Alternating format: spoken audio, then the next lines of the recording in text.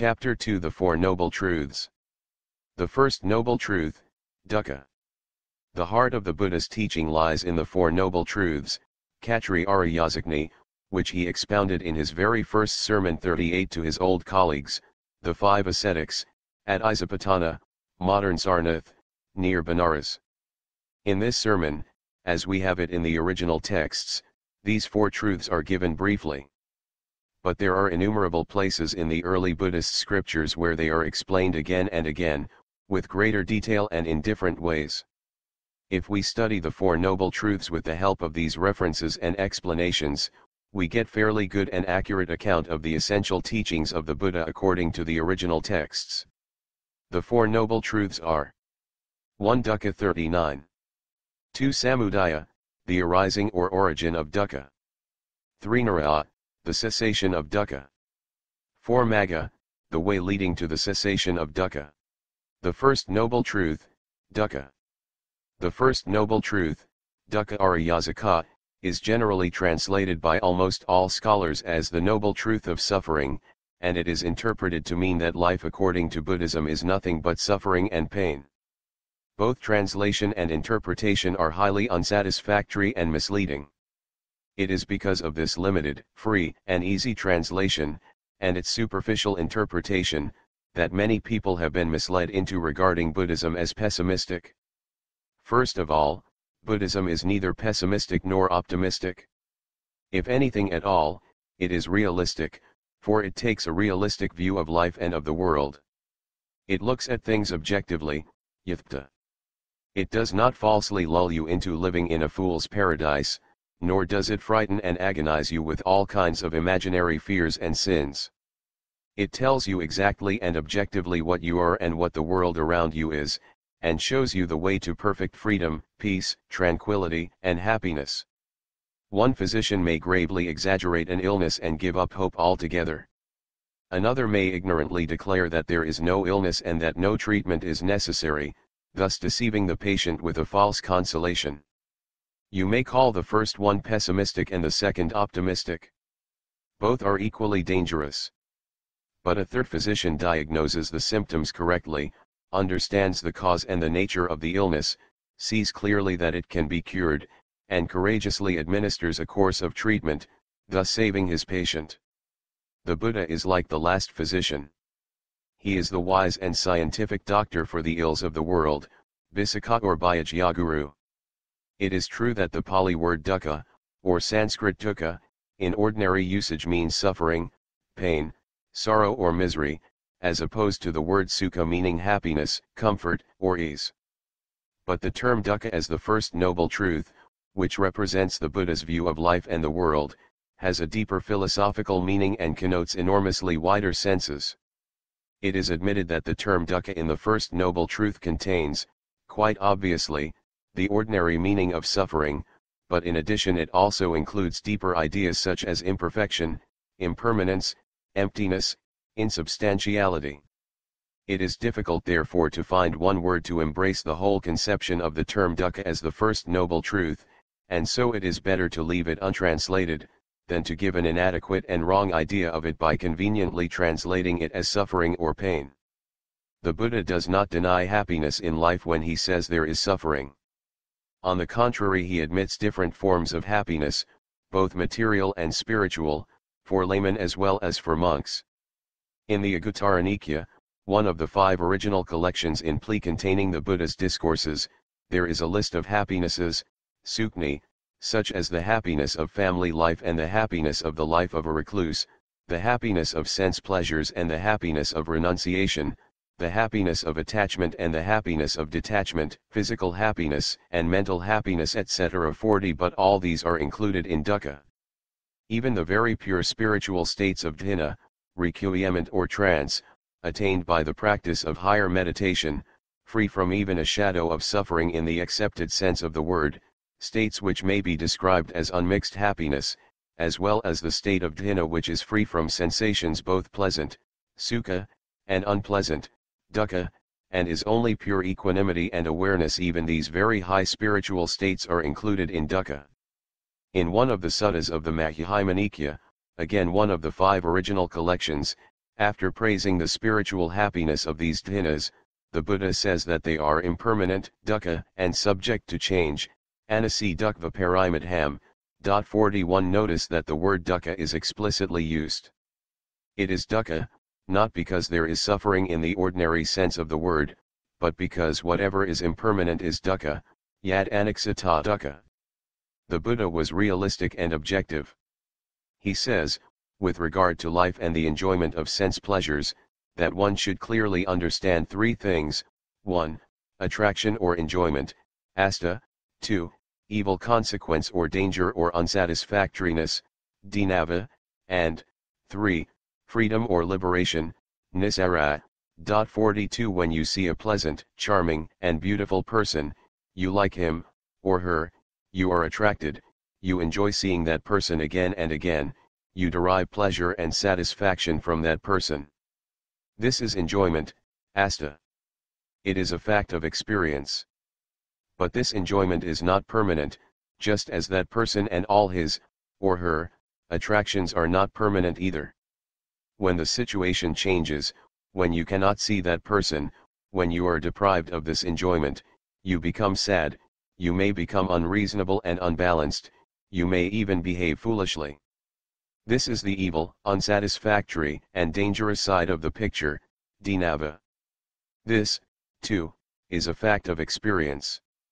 Now if you have no attachment to the person, if you are completely detached, that is freedom, liberation, nisara. These three things are true with regard to all enjoyment in life. From it is evident that it is no question of pessimism or optimism, but that we must take account of the pleasures of life as well as of its pains and sorrows, and also freedom from them, in order to understand life completely and objectively. Only then is true liberation possible. Regarding this question the Buddha says, O bhikkhus, if any recluses or brahmas do not understand objectively in this way that the enjoyment of sense pleasures is enjoyment, that their unsatisfactoriness is unsatisfactoriness, that liberation from them is liberation, then it is not possible that they themselves will certainly understand the desire for sense pleasures completely, or that they will be able to instruct another person to that end, or that the person following their instruction will completely understand the desire for sense pleasures. But, O bhikkhus, if any recluses or brahmas understand objectively in this way that the enjoyment of sense pleasures is enjoyment, that their unsatisfactoriness is unsatisfactoriness, that liberation from them is liberation, then it is possible that they themselves will certainly understand the desire for sense pleasures completely, and that they will be able to instruct another person to that end, and that that person following their instruction will completely understand the desire for sense pleasure. 43. The conception of dukkha may be viewed from three aspects: 1. Dukkha as ordinary suffering, dukkha; 2. Dukkha as produced by change, viparima, and 3. Dukkha as conditioned states, dukkha. 44. All kinds of suffering in life like birth, old age, sickness, death, association with unpleasant persons and conditions, separation from loved ones and pleasant conditions, not getting what one desires, grief, lamentation, distress, all such forms of physical and mental suffering, which are universally accepted as suffering or pain, are included in dukkha as ordinary suffering, dukkha. A happy feeling, a happy condition in life, is not permanent, not everlasting. It changes sooner or later. When it changes, it produces pain, suffering, unhappiness. This vicissitude is included in dukkha as suffering produced by change, viparima. It is easy to understand the two forms of suffering, dukkha, mentioned above. No one will dispute them. This aspect of the first noble truth is more popularly known because it is easy to understand. It is common experience in our daily life. But the third form of dukkha as conditioned states, dukkha, is the most important philosophical aspect of the first noble truth, and it requires some analytical explanation of what we consider as a being, as an individual, or as I.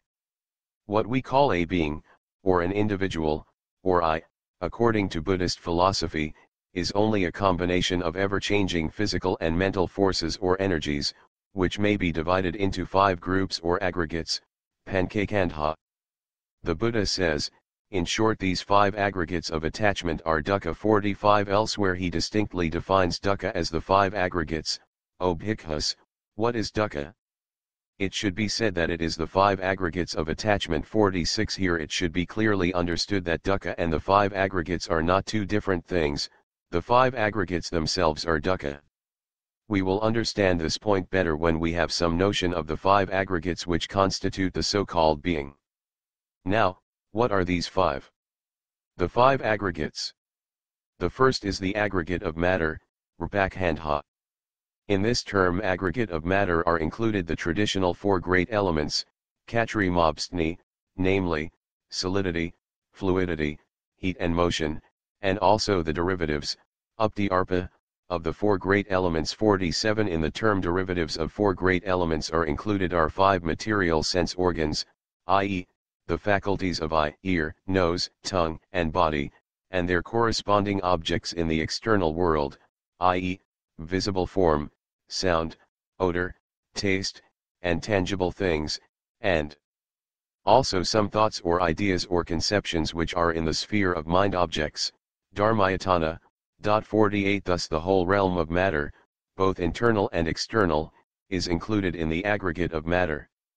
The second is the aggregate of sensations, vedankandha. In this group are included all our sensations, pleasant or unpleasant or neutral, experienced through the contact of physical and mental organs with the external world. They are of 6 kinds: the sensations experienced through the contact of the eye with visible forms, ear with sounds, nose with odor, tongue with taste, body with tangible objects, and mind, which is the 6th faculty in Buddhist philosophy, with mind objects or thoughts or ideas. 49 All our physical and mental sensations are included in this group. A word about what is meant by the term mind, manas, in Buddhist philosophy may be useful here. It should clearly be understood that mind is not spirit as opposed to matter. It should always be remembered that Buddhism does not recognize a spirit opposed to matter, as is accepted by most other systems of philosophies and religions. Mind is only a faculty or organ, indriya, like the eye or the ear. It can be controlled and developed like any other faculty, and the Buddha speaks quite often of the value of controlling and disciplining these 6 faculties. The difference between the eye and the mind as faculties is that the former senses the world of colors and visible forms, while the latter senses the world of ideas and thoughts and mental objects. We experience different fields of the world with different senses. We cannot hear colors, but we can see them. Nor can we see sounds, but we can hear them. Thus with our 5 physical sense organs, eye, ear, nose, tongue, body, we experience only the world of visible forms, sound, odors, tastes and tangible objects. But these represent only a part of the world, not the whole. What of ideas and thoughts? They are also a part of the world. But they cannot be sensed, they cannot be conceived by the faculty of the eye, ear, nose, tongue, or body. Yet they can be conceived by another faculty, which is mind. Now ideas and thoughts are not independent of the world experienced by these 5 physical sense faculties. In fact, they depend on, and are conditioned by, physical experiences. Hence a person born blind cannot have ideas of color, except through the analogy of sounds or some other things experienced through his other faculties. Ideas and thoughts which form a part of the world are thus produced and conditioned by physical experiences and are conceived by the mind. Hence mind, manas, is considered a sense faculty or organ, indriya, like the eye or the ear. The third is the aggregate of perceptions, sakandha. Like sensations, perceptions also are of 6 kinds, in relation to 6 internal faculties and the corresponding 6 external objects. Like sensations, they are produced through the contact of our 6 faculties with the external world. It is the perceptions that recognize objects whether physical or mental. 50. The fourth is the aggregate of mental formations. 51, sakrakhandha. In this group are included all volitional activities, both good and bad. What is generally known as karma, or kama, comes under this group. The Buddha's own definition of karma should be remembered here. O bhikkhus, it is volition, cetan, that I call karma. Having willed, one acts through body, speech, and mind. 52 Volition is mental construction, mental activity. Its function is to direct the mind in the sphere of good, bad, or neutral activities. 53 Just like sensations and perceptions, volition is of 6 kinds, connected with the 6 internal faculties and the corresponding 6 objects, both physical and mental. In the external world, 54 sensations and perceptions are not volitional actions. They do not produce karmic effects. It is only volitional actions such as attention, manasikra, will, chanda, determination, adhimikha, confidence, sad, concentration, samdhi, wisdom, pa, energy, virya, desire, raga, repugnance or hate, peka, ignorance, avijay, conceit, na, idea of self, sakkayaditya, etc. that can produce karmic effects. There are 52 such mental activities which constitute the aggregate of mental formations. The fifth is the aggregate of consciousness, vyakhandha. 55 Consciousness is a reaction or response which has one of the 6 faculties, eye, ear, nose, tongue, body, and mind, as its basis, and one of the 6 corresponding external phenomena, visible form, sound, odor, taste, tangible things and mind objects, i.e., an idea or thought, as its objects. For instance, visual consciousness, kakavaya, has the eye as its basis and a visible form as its object. Mental consciousness, manovaya, has the mind, manas, as its basis and a mental object, i.e., an idea or thought, dhamma, as its object. So consciousness is connected with other faculties. Thus, like sensation, perception and volition, consciousness also is of 6 kinds, in relation to 6 internal faculties and corresponding 6 external objects. 56. It should be clearly understood that consciousness does not recognize an object. It is only a sort of awareness of the presence of an object. When the eye comes in contact with a color, for instance blue, visual consciousness arises which simply is awareness of the presence of a color, but it does not recognize that it is blue. There is no recognition at this stage. It is perception, the third aggregate discussed above, that recognizes that it is blue. The term visual consciousness is a philosophical expression denoting the same idea as is conveyed by the ordinary word seeing. Seeing does not mean recognizing. So are the other forms of consciousness. It must be repeated here that according to Buddhist philosophy there is no permanent, unchanging spirit which can be considered self, or soul, or ego, as opposed to matter, and that consciousness, vaya, should not be taken as spirit in opposition to matter. This point has to be particularly emphasized, because a wrong notion that consciousness is a sort of self or soul that continues as a permanent substance through life, has persisted from the earliest time to the present day. One of the Buddha's own disciples, Sti by name, held that the master taught, it is the same consciousness that transmigrates and wanders about. The Buddha asked him what he meant by consciousness. Sti reply is classical, it is that which expresses, which feels, which experiences the results of good and bad deeds here and there.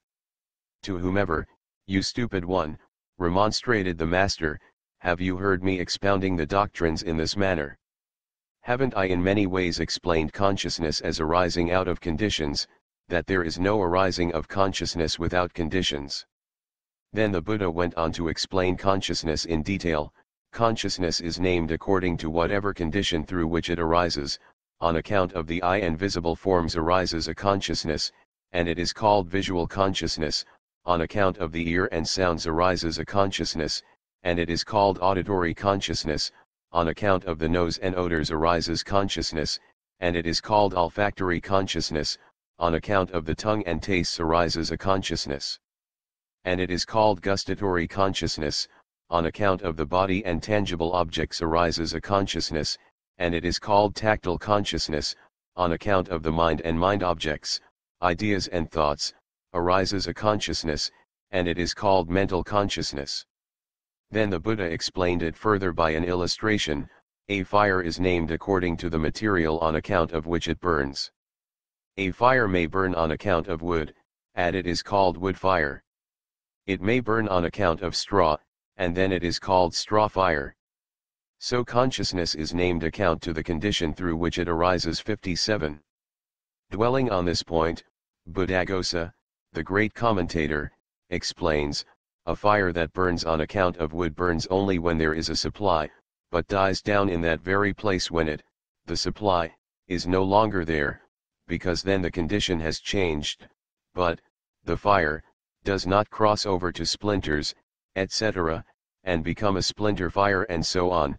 Even so the consciousness that arises on account of the eye and visible forms arises in that gate of sense organ, i.e., in the eye, only when there is the condition of the eye, visible forms, light and attention, but ceases then and there when the condition, is no more there, because then the condition has changed, but, the consciousness, does not cross over to the ear, etc., and become auditory consciousness and so on.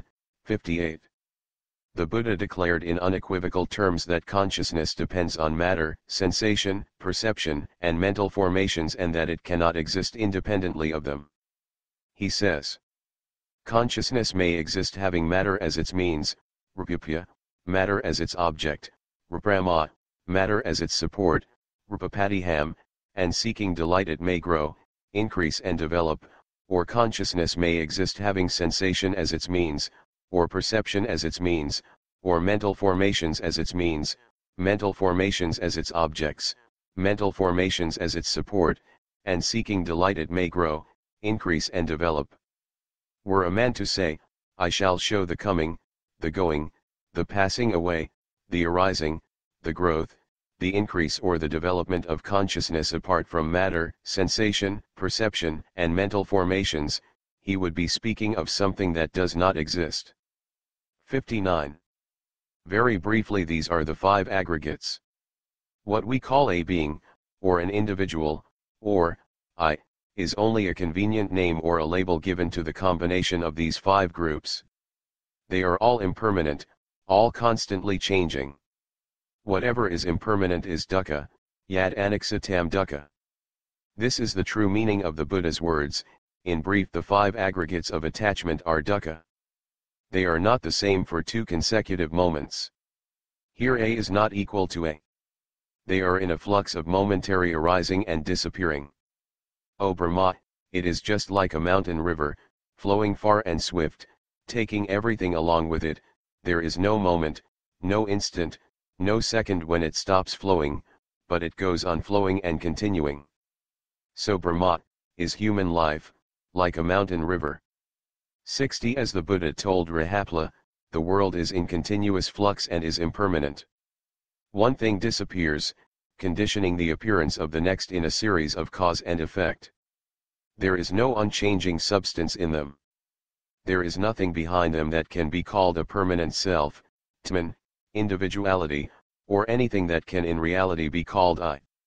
Everyone will agree that neither matter, nor sensation, nor perception, nor any one of those mental activities, nor consciousness can really be called I. 61. But when these 5 physical and mental aggregates which are interdependent are working together in combination as a physio-psychological machine, 62, we get the idea of I.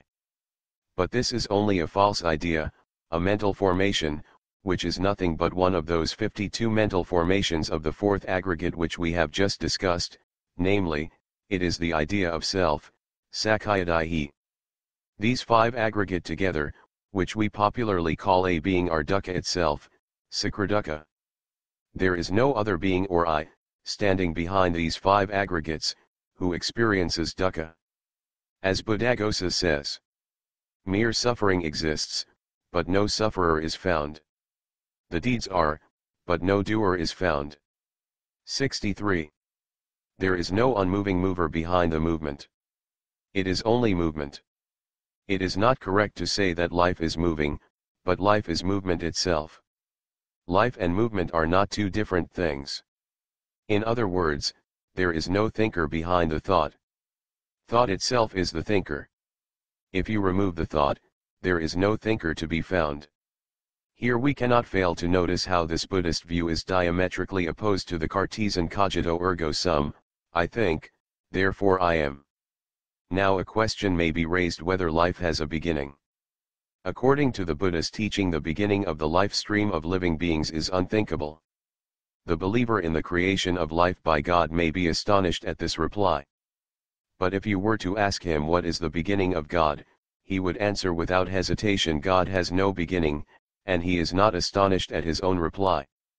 The Buddha says, O bhikkhus, this cycle of continuity, sasra, is without a visible end, and the first beginning of beings wandering and running round, enveloped in ignorance, avijja, and bound down by the fetters of thirst, desire, ta, is not to be perceived. 64. And further, referring to ignorance, which is the main cause of the continuity of life, the Buddha states, the first beginning of ignorance, avijja, is not to be perceived in such a way as to postulate that there was no ignorance beyond a certain point. 65. Thus it is not possible to say that there was no life beyond a certain definite point. This in short is the meaning of the noble truth of dukkha.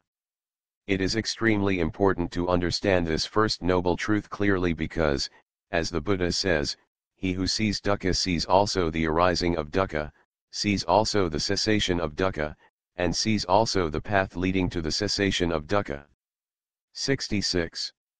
This does not at all make the life of a Buddhist melancholy or sorrowful, as some people wrongly imagine.